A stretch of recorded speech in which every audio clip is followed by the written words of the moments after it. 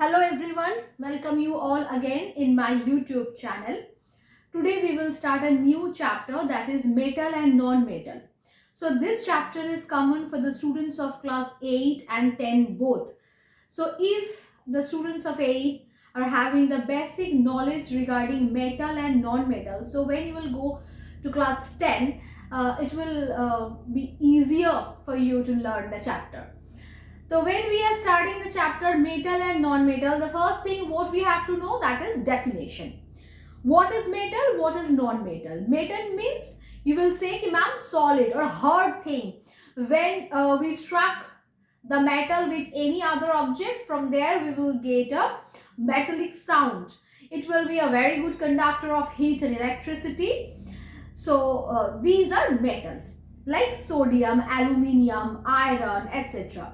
And non-metal means basically liquid or gas, and these are not good conductor of heat and electricity. These are insulator, and from non-metals we will not get any metallic sound, right? So these are the common definition that you can say me for metal and non-metal. Okay, but now we have to know some physical properties, some exceptions. So right now I have said to you कि metals are solid, non-metals are liquid and gas, but definitely there are some exceptions like graphite, diamond. Graphite, diamond, they are solid, but still they are non-metal, they are not metals. Now think about our mercury. Mercury is a very good conductor of heat. So what is it? Mercury is a metal but liquid metal. Okay? So every time all the metals will be solid, non-metals will be liquid or gas. That's not true. We have some exception. Fine. Now graphite, think about the graphite. This is non-metal, solid, as well as it is a very good conductor of electricity. Exception? Acha. Now we will understand some common basic physical properties. So here the first one is malleability. What is malleability property? What is the meaning of that? Now suppose you have a metal and you are hammering on it, and you can able to convert the metal into thin sheet. So the property by which you can convert a solid metal into thin sheet, that's called malleability property, like aluminium. So we know easily we can make the aluminium sheet, iron sheet. How? Just due to this property, malleability. The next, conductivity. Conductivity means, is it good conductor of heat and electricity or not? So we know aluminium, copper, iron, they are metals, as well as they are good conductor of heat and electricity. Now on other hand, if we compare with a non-metal like carbon, oxygen, nitrogen, so we cannot say कि they are good conductor. We cannot say कि they are malleable. So malleability property strictly we find in the case of metal. We do not get in non-metals. Okay. Next, ductility. Ductility means, ductility is such a physical property by which you can convert any metal into thin wares. So you know we are wearing the gold and silver chains, ornaments. So how we can do that? How we can make it? Due to the property of ductility. But is it possible for the case of non-metal? No, no. You cannot get the ductility property in non-metals. Next, luster, hardness. So luster means brightness. So if you have the metal like aluminium, copper, so gold, silver, they are very lustrous as well as they are hard. So hardness, lustrous, so these are the common physical property that we find in metals, but we cannot see in non-metals.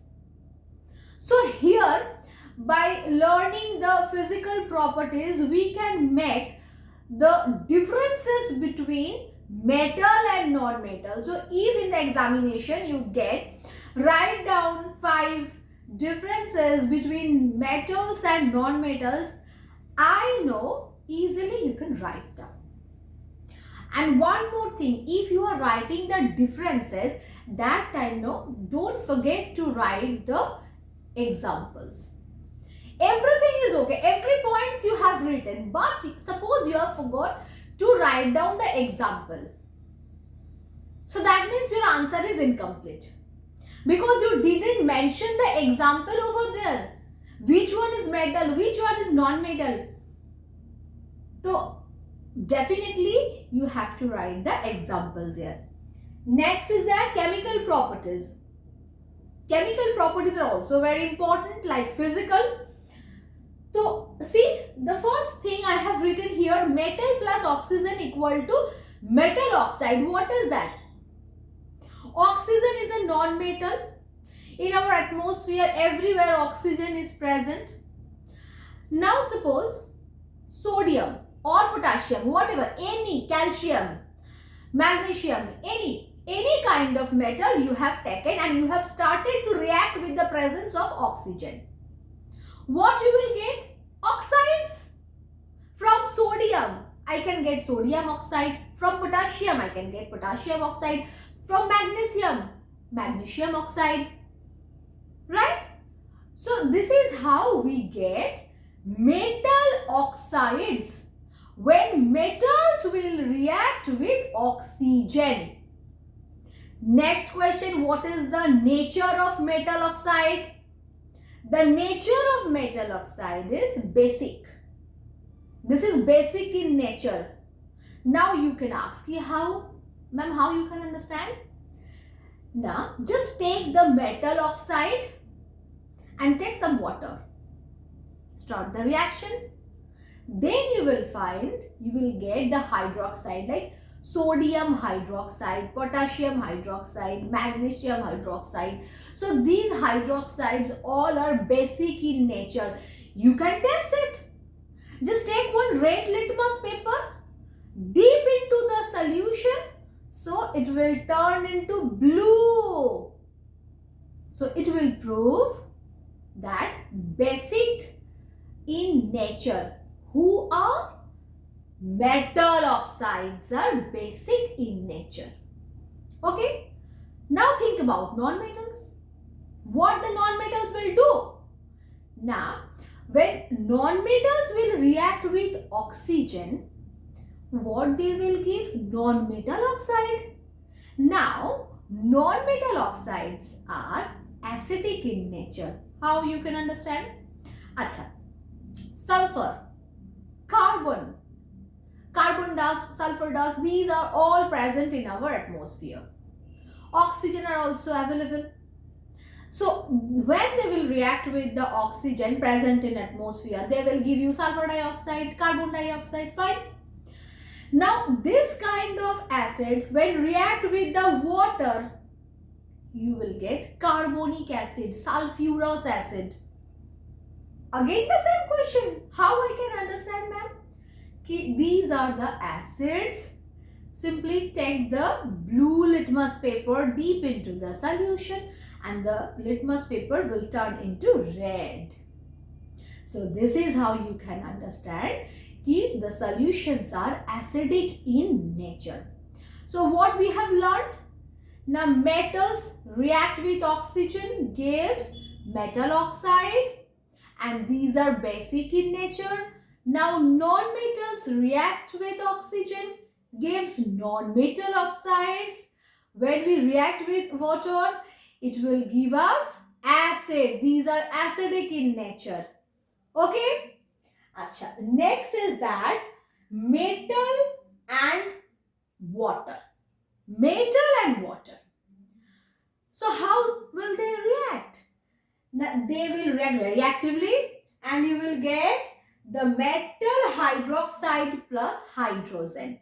Definitely, because here we have the water, H2O.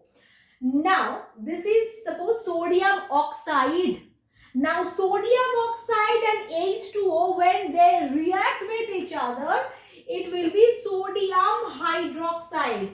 And here, see, here we have the metal, only metal. Suppose this is sodium. Suppose it is sodium, I have written. After that, H2O, water. What I can get? NaOH plus H2, hydrogen gas, plus sodium hydroxide base. One base and one hydrogen. Hydrogen gas. There will be a pop-up sound when hydrogen gas will burn. Okay? And another thing I want to say, like identification of hydrogen. The gas which is coming out from the test tube, how do you understand ki this is the hydrogen? Now just you can take one stick, burning, not the burning stick. There will be some presence of fire in the stick over there, and now you can hold in front of the mouth of the test tube. So what you will see, the hydrogen gas itself will start to burn. So the flame will start to glow in front of the test tube, in the mouth of the test tube. But the stick will, you cannot see any fire on the stick that you have hold before. But the gas itself will start to burn. You will see the blue flame of hydrogen gas. So this is how you also can identify कि this gas is actually hydrogen, and this is metal hydroxide, and you know metal hydroxide always basic. Fine? Acha. Now if we see about the non-metals, so are the non-metals able to do the reaction with water? No. Non-metals will not react with water. So we are not getting the result over here. Next is that metal plus acid. Metal plus acid. How the reaction will happen? Salt and hydrogen. Metal means suppose sodium or potassium or calcium. Then acid. Hydrochloric acid I have taken. Salt. Which kind of salt I will get? Calcium chloride. This is a salt as well as hydrogen gas. Okay. But if I use the non-metal and acid, no reaction. Most of the case, 99% case, we are not getting any reaction. Fine. So how many things we have learned here? Now, reaction of metal and non-metal with oxygen, reaction of metal and non-metal with water, reaction of metal and non-metal with acid. Okay. Now, we will understand the reactivity series. Reactivity series means which metals are more reactive, which are less reactive. Because all the metals are not equally reactive. This is very easy concept. So, if we see the series in the front, who is standing? Potassium. Who is in the last? Aurum. Means gold. So, potassium is the most reactive metal. After that, sodium, calcium, magnesium, aluminium, then zinc, iron, strontium, then lead, and after that hydrogen. After hydrogen, see, then copper, then mercury, after that silver, then aurum. Fine. So from hydrogen, you can say from hydrogen, the reactivity is becoming very less. Okay? From here, one very important question I can ask you. Like, why the sodium and potassium we cannot keep in open air? Always we should keep it inside the kerosene oil. Why? Because sodium, potassium, these two metals are very reactive. With the presence of oxygen, directly it will start to burn. That is why we cannot store it open jar. We can't store it inside open jar, or we cannot keep it in open surrounding area. We have to store it inside the kerosene oil. Now you can say, why kerosene, ma'am? We can use water. No, we cannot use water, because just now we have learned that metals can react with water and it will give you hydroxide and hydrogen gas. So how can you store it? That's why we use any oils, kerosene or any other oil. Okay? Acha. So from the reactivity series, we will understand the displacement reaction. What is that displacement? Displacement means suppose we have one more reactive metal, another one is less reactive metal. Fine? So when more reactive metal will be able to just shift. Suppose here the example is copper sulfate plus zinc. So just check the example over here, copper and zinc. So zinc is more powerful than copper. So what the reaction is happening? Now, zinc displaces the metal copper and it occupies the space of that and forms zinc sulfate, and here copper is alone. So when the more reactive metal can displace the less reactive metal from the compound and it will occupy the space, that kind of reaction is said displacement reaction. I repeat, when more powerful metal can displaces the less reactive metal from any compound and it will occupy the space, then the reaction is called displacement reaction. Now if I say, if I write down over here like zinc sulfate plus copper, what will be the result? Result 0. The reaction will not happen, because here zinc sulfate, zinc metal already more powerful than copper. So copper has not the capability to displace the metal zinc, but zinc has the capability to displace the metal copper, because zinc is more powerful. So this opposite reaction is not possible. Only we get this reaction ki less reactive metal will be available with any sulfate, nitrate, any compound of less reactive metal. And after that we will take the more reactive metal only. Then the more reactive metal will displace the less reactive metal and it will occupy the space.